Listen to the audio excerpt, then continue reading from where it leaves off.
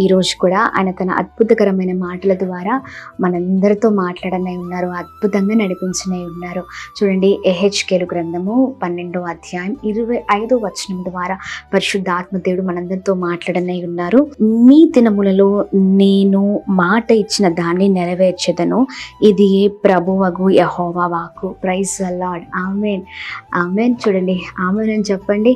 అవునండి, అది మన జీవితంలో నెరవేర్చబడబోతుంది. ప్రభు ఏదైతే మాట్లాడి మన జీవితంలో మనల్ని అద్భుతంగా నడిపిస్తానన్నారో, ఇదిగో మీరు ఏ విషయంలో ప్రభు మీకు మాట ఇచ్చారో అవి జరగబోతున్నాయి. అంతే. దిగులుతో ఉన్నారా, బాధతో ఉన్నారా, చాలా వేదనతో ఉన్నారా, అన్నీ ఆయన చూస్తున్నారండి. అందుకే మరొకసారి మనల్ని బలపరచడానికి ప్రభు మరలా తన మాటని గుర్తు చేస్తున్నారు. ధైర్యం కలిగి ఉండండి. భక్తుల జీవితంలో ఏదైతే మాట ఇచ్చారో ఎలా నెరవేర్చబడ్డాయి కదా, ప్రభు మాట్లాడినాయి. వారు ఆ దేవుడు మాటలని అన్నిటినీ కూడా ధైర్యంతో మరి చక్కగా నిలబడ్డారండి. దేవుని కొరకు నిలబడ్డారు. విశ్వాసం, ప్రార్థన, నీతి, భక్తి జీవితాన్ని వదిలిపెట్టలేదు.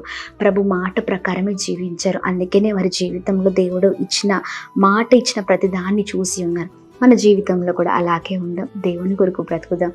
దేవుడు ఖచ్చితంగా ఏ మాట ఇచ్చారో అది నెరవేర్చబోతున్నారు. Praise the lord. ధైర్యం కలిగి ప్రార్థనతో ముందుకు సాగుదాం. నిరీక్షణ కలిగి ఉందాం. Praise the lord.